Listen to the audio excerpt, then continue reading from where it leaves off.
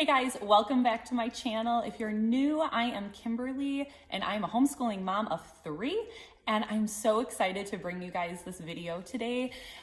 We just got back from a really great camping trip to Starved Rock State Park, and I'm really excited to share that experience with you, what you can expect if you choose to go there with your family, and how educational I was able to make it without the kids even knowing it.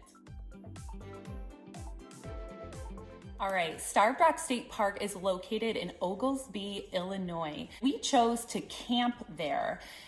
They have campgrounds all around that area. There is more than one state park there. Matheson State Park is right next to Starved Rock, but I would definitely say Starved Rock is the headliner of the two, even though Matheson does have an amazing hiking trail that goes down into like a really large waterfall. Starved Rock does too, but they have just one main trail at Matheson. So my big focus is going to be Starved Rock in this video. When I was planning this trip, I hopped online and I did a little research to see what else there was around the area. Starved Rock is the focus of Oglesby, and so, I mean, thousands upon thousands of people go there every single year, and it is all about the hiking, the trails, the canyons, and the bluffs. So if you have a family that really enjoys the outdoors,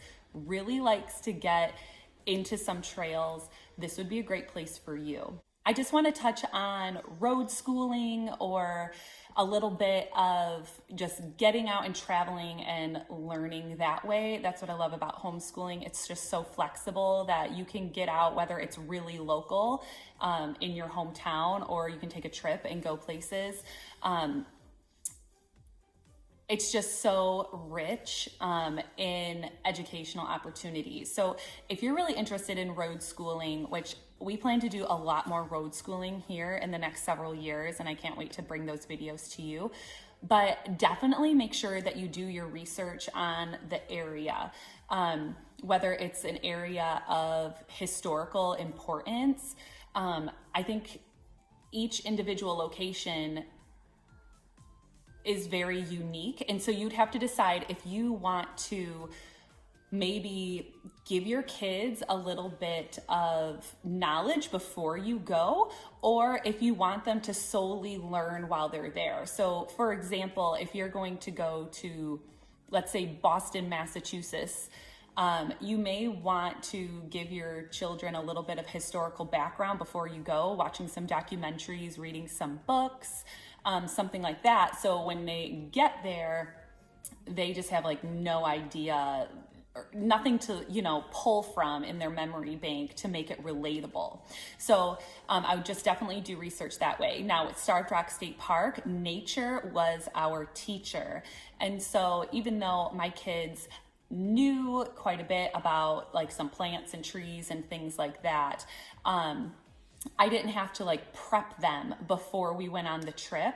I just let the surroundings really just be our guide. So some of the things that we saw and learned about while we were hiking was erosion.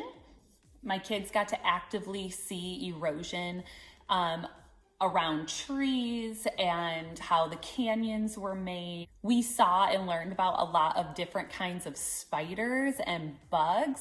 If you do not have the iNaturalist app, I highly suggest it. So this particular app, you can take a picture of anything, whether it's a plant or an animal, and you are able to identify, things that are outside. And it has been amazing for us while we were just out and about doing things. And we used it a lot on our trip. Starved Rock also has some really great information boards along the trail talking about the Native Americans that lived in the area, what happened to them, how like the French came to colonize that land. It was really great that we had these pit stops, because especially when you are climbing these bluffs, there's just so many stairs. There's a lot of stairs. So if stairs are not like for you, this particular part could be kind of difficult to hike. But when you're getting up into those mountains, up into those bluffs, they have a lot of little pit stops where you can rest and you can read up about the historical significance of that area. Another thing that really surprised me was the visitor center at Starved Rock. Not only do they have a visitor center, but they also have the lodge, which you can actually, it's like a small hotel with a restaurant and a gift shop and things like that, and you can hike the trails. So if you don't want to actually camp there, you can actually get cabins or stay at the lodge, which is actually in the park, which is really cool.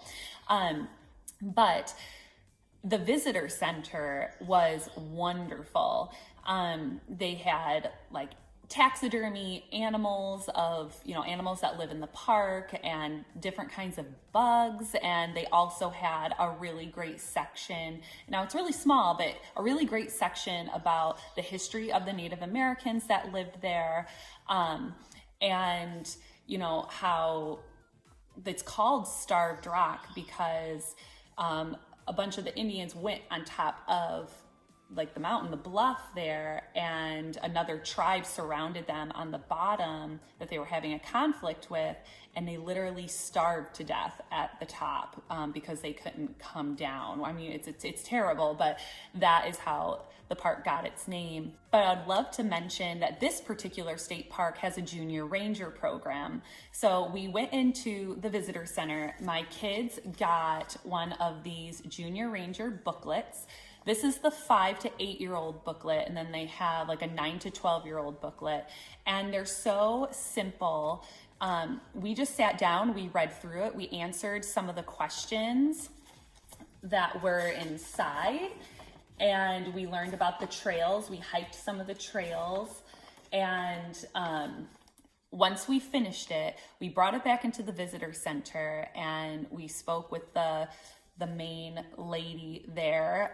She wasn't a ranger, but she talked to the kids a little bit, asked them a few questions, and they did a super cute little junior ranger pledge about, taking care of the earth and the forest and things like that. And each and every one of them got one of these junior ranger Starved Rock badges. It's a pin. They put it proudly on their shirt, and they just loved it. They were so proud of themselves.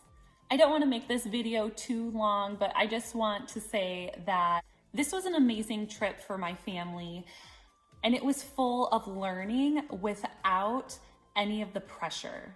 This is my favorite kind of education. Just getting out there, learning through life, being all wild and free. And it's just all about creating memories with your family and with your kids. And that is what really, really matters.